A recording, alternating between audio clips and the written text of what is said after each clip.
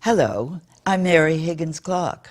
There was only one talent given to me at the crib, and it was to be a storyteller. Mary, Mary, Mary. How do you find words for somebody who had an influence on you as a child and then gave you a dream come true as an adult? I discovered Mary's books, as probably many did with Where Are the Children. It chilled me to my toes. In many ways, it made me want to become a suspense writer before I knew I even wanted to be one. And then, years later, many years later, for I suffered a lot of rejection, I'm not sure if Mary knew this part in her career, I was given an award named for Mary.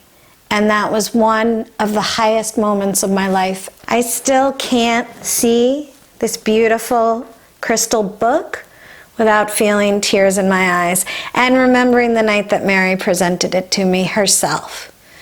Mary, I am so sad that you're gone. I do feel like it's left a hole in the bookstores and libraries of our world, but I also know that you're still in them, that you still carry on, and I hope you are somewhere in that great bookstore in the sky, scaring readers as you ever did.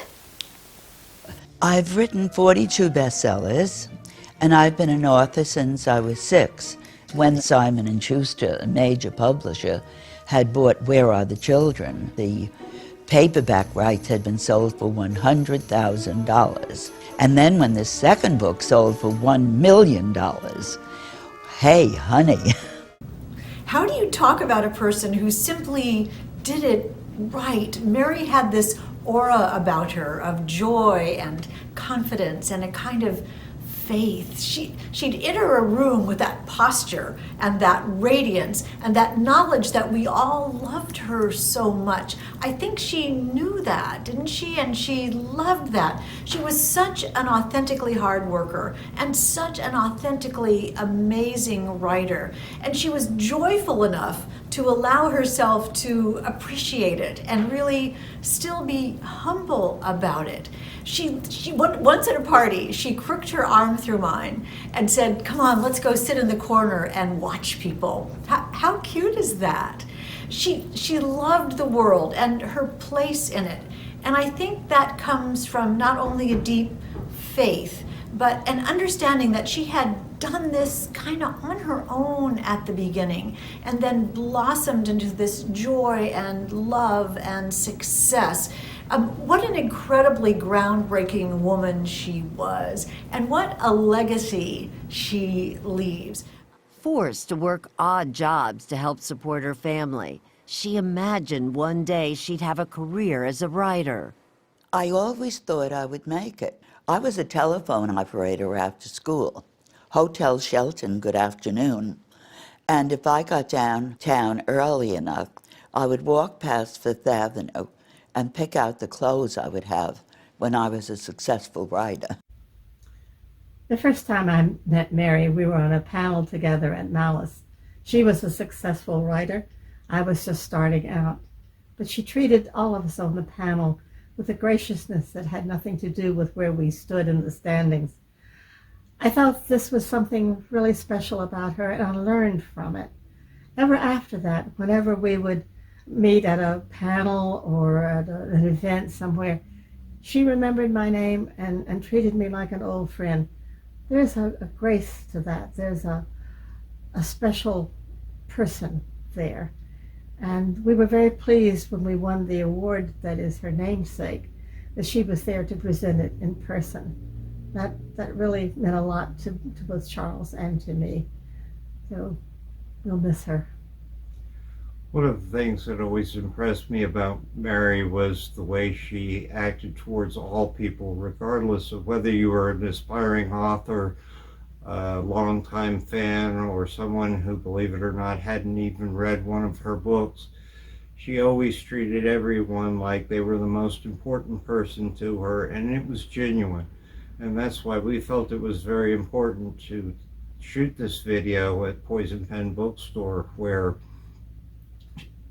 she was always able to come, along with many other places, to spend some time with readers and fans and people who were trying to follow in her wonderful footsteps.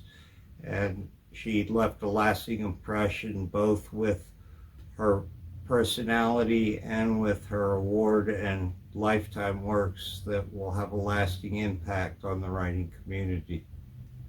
Absolutely. She was 37 years old with 5 children to support. Higgins Clark, who had to pawn her jewelry to pay bills, began writing radio scripts for a living and novels on the side. Her first, a romantic novel about George Washington and his wife Martha, did not sell well. But her second book...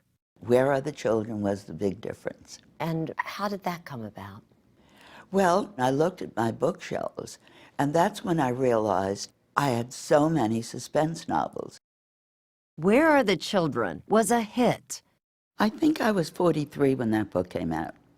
So you weren't an overnight success. No, dear heart, I was not an overnight success by any stretch. When I was working on my first book 20-odd years ago, I became consumed with learning the habits of successful writers.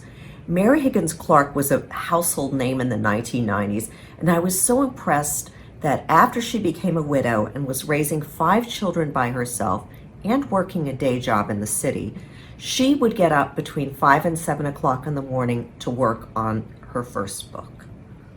If someone with that amount of conflict and activity in her life could commit so diligently to writing a book, it made any excuse I had not to work seem irrelevant. After Mary died, I went back in time to read Where Are the Children, that first book she wrote at the kitchen table between 5 and 7. It was published in 1975, and I was in elementary school at the time, and I remember seeing the book everywhere in bookstores because it was a national bestseller. I was a little scared to open it and read it because of the eerie farmhouse on the cover, and I think that Mary probably would have approved of me waiting to read it until an older age because she was always so protective of children. So I only got to reading Where Are the Children about a month ago, and wow, what a tour de force it is of fear and suspense and atmosphere and super stormy weather. The heroine, Nancy, is a housewife who is largely silent because she's trying to move past a trauma that she had experienced some years ago.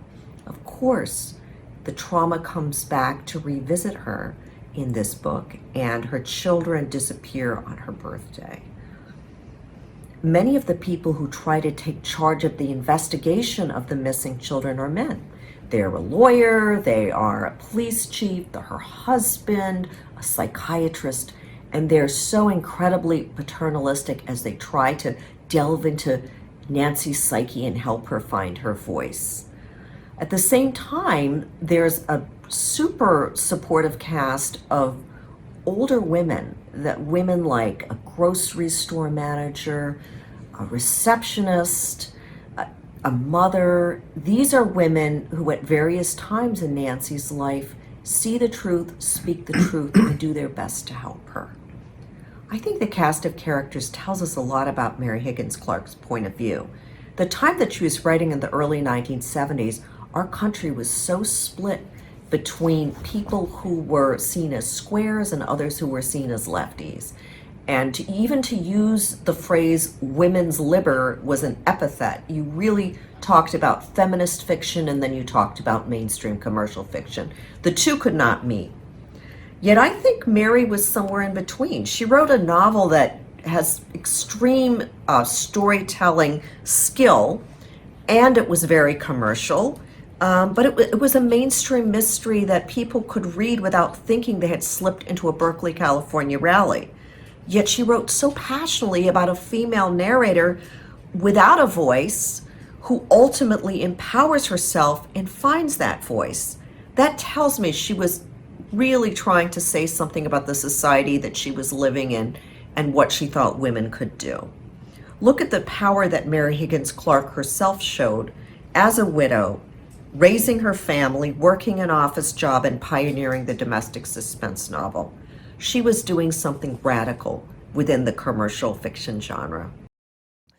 Murder and mayhem may still drive her plots, but at the heart of each book is a character much like the author herself, a hero who turns adversity into advantage while keeping her readers on the edge of their seats. Is there a secret to writing a bestseller? No, it's the reader who decides whether you're a bestseller. That's a question for the reader, not for the writer.